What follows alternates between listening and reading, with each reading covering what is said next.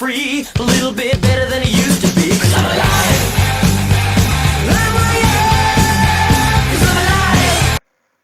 How's it going, everyone? I'm JT from Psych Club, and today I'm gonna tell you some ghost stories from my life from the past that have happened to me. Some have happened to two different members of the Psych Club, one who's formerly in the Psych Club and one who is now still in the Psych Club, aka I'm talking about Levi and Loki, and a few from my family who were mostly skeptics their whole lives, so I guess so. Okay, so let's start with the first one. This one actually is from someone who isn't in the Psych Club.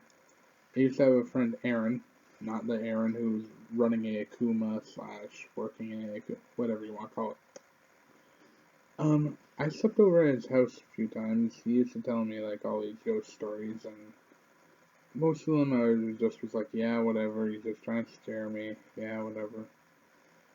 But apparently one day there was a janitor who used to live in the building that he lives in.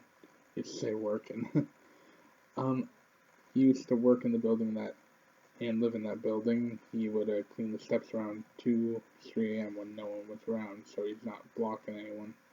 It would be dry by the morning. Aaron told me that one day he slipped and he broke, I think it was his neck or his head, and he died in the stairwell a few years before he moved in, and people told him about it. Anyway, the thing that happened was, he's like, yeah, they say he fell between 2 and 3 a.m., and they say sometimes you can still hear him, like the classic cliche of, oh yeah, sometimes if you go there on a silent night, you can still hear their crying. That crap. I didn't believe it, but it wasn't the anniversary of death, it was the day of the week of his death. I don't know when he exactly died. I don't even know if the story's true. It was just a really weird coincidence. Well, this could be chalked up to coincidences and shit, but anyways. I hear a loud crash from in the hallway at like 2:38, I think it was. I can remember the time exactly because this was a very scary moment for me. And I'm like, oh yeah, that's normal, right? Like, did Aaron plan to have this happen? I talked to him in the morning, and he's like, that story was true, man. Like, it definitely does happen. I've heard it a few times. I'm like, so it could be just him fucking with me, or he could be telling the truth. I am not gonna ask him. Okay, next one. Let me pull it up. Let's talk about Levi's hauntings. I have them all written down, that's why. I never believed in, like, there was that much, like, Levi was like, my house is haunted completely. I'm like, I don't agree with that, I don't think it is. But, when I went to her house one time, we took some videos and got some footage of orbs flying through the room. That was creepy. The dogs were staring at them and shit.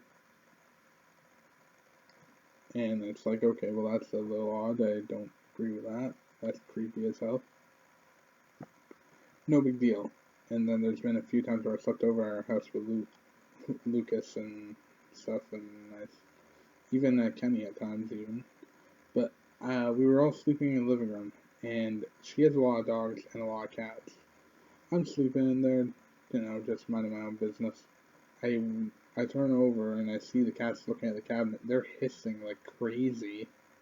Like, whatever, no big deal. It's just something weird. Later on, an hour later, dogs barking at the fucking cabinet.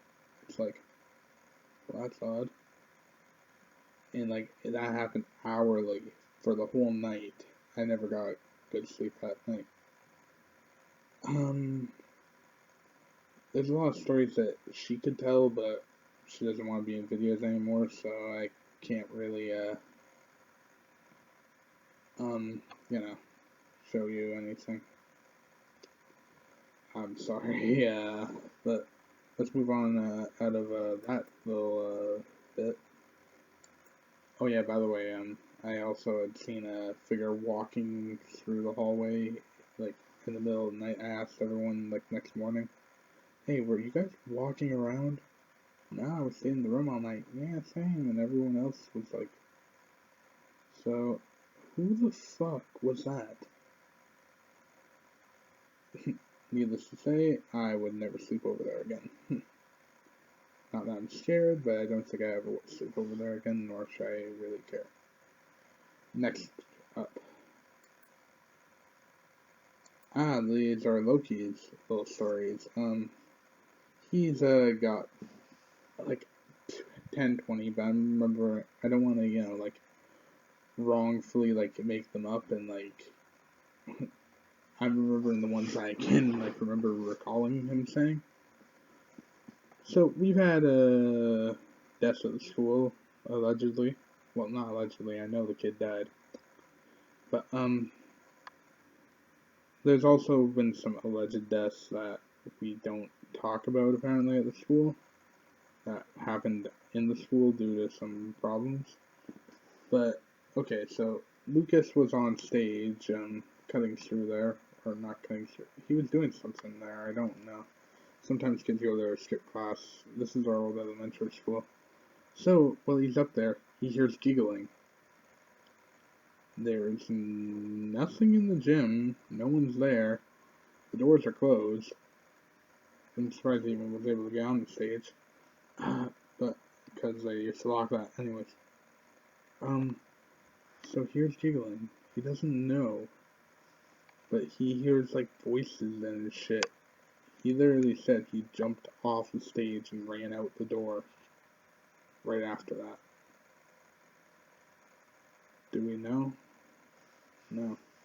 But the other haunting happened in the exact same part, same elementary school we both went to.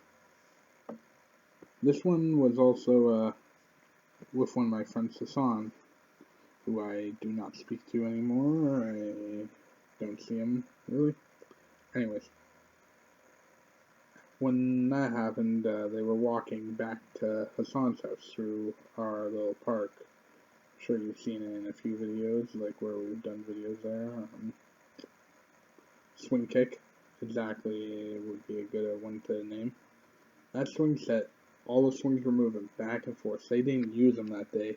There was no one there when they went through there the first time, and then when they're coming back, which was like a minute or two later, all the swings are moving. No one was at the park. They said that they ran right after they seen that. They did not want to stay in that park any longer than they had to. So there's those stories. And to be honest, I have seen those swings move like at irregular swings, never full on swinging back and forth, but they are moving more than the wind could ever push them. I have seen that, and I never want to see it again, because it is the creepiest shit ever. Next up. This one is one that my mom has told me she has dealt with. There's two from my mother's accounts. My mom was in my room, sitting down, like, and talking with me, and then she turned her head and seen a black figure. She says, "I know that's so cliche. Oh, Justin, you're just fucking making that one up." "No, I'm not. I wish I was." I believe this house is haunted. I've got my fair share of haunted experiences. If I make a part 2, I'll bring most of them up. But anyways, yeah. Seeing a really dark, shadowy figure beside me, freaked the fuck out.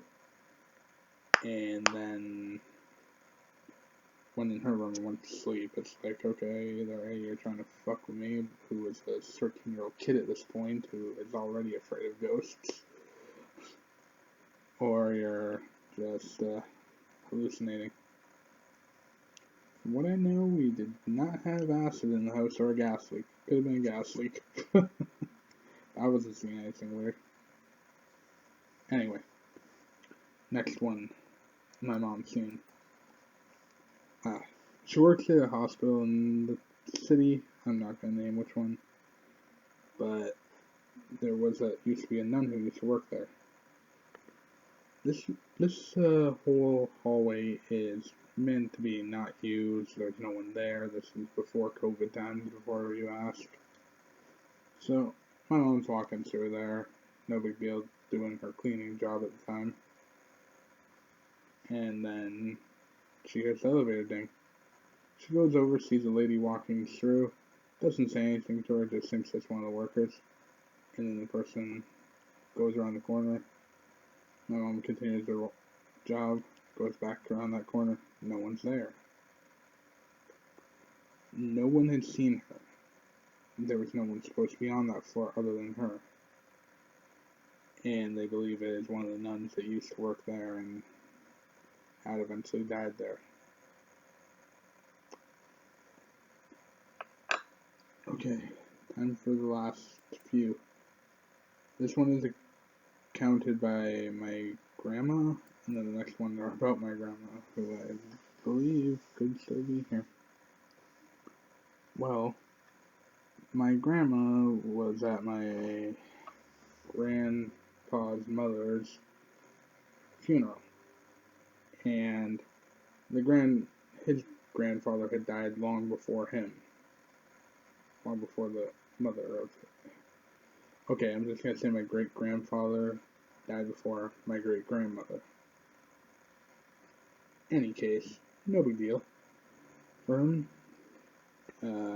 just like normal stuff. She sees a guy dressed in all black walk into the little funeral parlor, walk past her, doesn't say anything to anyone or anything, goes over to the book, signs the book, walks out. My grandma doesn't like being in the same room as with a coffin that has a body in it, so she just kind of forgets about it. Acts like, not my problem, not gonna talk to this guy unless he tries to talk to me. Person walks out, never seen again. But when he was the last person to sign the book, and when my grandma and grandpa looked in the book, did you know it? It was the name of my grandfather signing the book. I don't know why, we signed that book, to be honest, I don't know. But, just the creepiest thing. Book was signed by grandfather. Well, my great-grandfather. And, now it's time for my two stories. I believe I've seen my brother, but that's not the point. These two are the more evident ones. I'll go with the one that happened a little bit before. My grandma died way back in 2017 or 2018. I think it was 2017, to be honest. No, she was put in the hospital in 2017. Died 2018. Okay. I'm not sure what year it was. It was in the past 3 years. I remember I worked for a psych club at the time. Anyways, she passed on, and I got caught in the rain a few weeks or so after, and I wore her robe, I couldn't find mine. I don't know where mine went. It was missing. So it was kind of tiny on me, whatever I wore, just so I had something, to wear instead of, soaked clothes. Brought it up, hung it on my dartboard right there. And since then, my cat loves my grandma, completely. And he would stand there for hours, staring at that robe. Was he confused? Possibly. Was their grandma there near one of her robes? Very possible, I think. I'm not afraid of that because I know my grandma is just watching over me if that's the case. Okay. The second story about my grandma. I remember we were cleaning out her house, getting all of her shit out of there because we were selling the place. We can't live there, so Reason being, it's an adult complex. It's for the people who are elderly and retiring, all that stuff. So, after unfortunate passing, we are cleaning out the building. But in that time frame, I said, like, just as a joke, I wasn't actually serious, "Grandma, are you here? Can you give me a sign you are here?" Nothing happens. It's about 5 minutes later, we're sitting on the couch, like, after just taking a little break from cleaning the place out. Then you hear an unmistakable crash. Like, it sounded like someone threw something or tipped something over in the garage. Why it was in the garage is anyone's guess. I did not go back to check. I probably went in the garage maybe once or twice more in my lifetime there. And, yeah.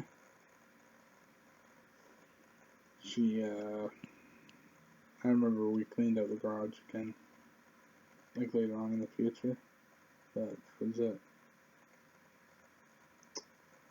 Anyway.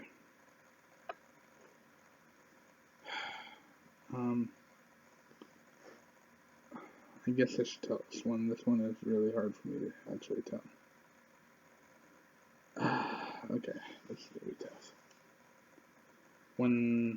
After my grandma died, I felt a lot of guilt because I did not see her in the hospital as much as I should have. I admit I was not really being nice about it. Well, not being nice is not the right term. I just didn't go, really. I feel like I just wasn't neglecting that and I didn't want to go there. But near the end of her life, I was gonna go and see her. I didn't get a chance to. And I thought, well, that's no big deal. I might have another chance. I went down to see her, and that night, I found out she was alive, and I was supposed to go there, but we didn't have enough bus fare. That was a big problem at the time, and I felt guilty. I could have probably got my bike and rode down there. It was only February. I could have done a lot of different things, but I didn't. I felt really guilty about it. So it's a few months after, I still feel the guilt, and I fall asleep in my bed. I don't know why or how this happened. It's just odd. But I'm back in my home. Well, I'm back at Grandma's house after all that. It still looks how it did before we cleaned it out. The last thing I had a chat with her. The last thing she ever said is she doesn't blame me. She forgives me for not seeing her. Could that have just been my subconscious telling me to not be sad? Or like my grandma wouldn't blame me for that? Or what's it grandma actually telling me? What she thought? As much as I wish it is. Okay. So, that's a few ghost stories from members of the Psychic Club and a few from my family. I'd like to thank you all for watching. Remember that social distancing and all that. Wear your fucking mask. And I'll see you next Friday. Keep it crazy, y'all. And by the way, I'm pretty sure this is our 99th video, so next week there will be something pretty good for the 100th video. I'll be telling you guys some stuff, and I will have a little bit of a video. Have a great rest of your week, and I'll see you on Friday.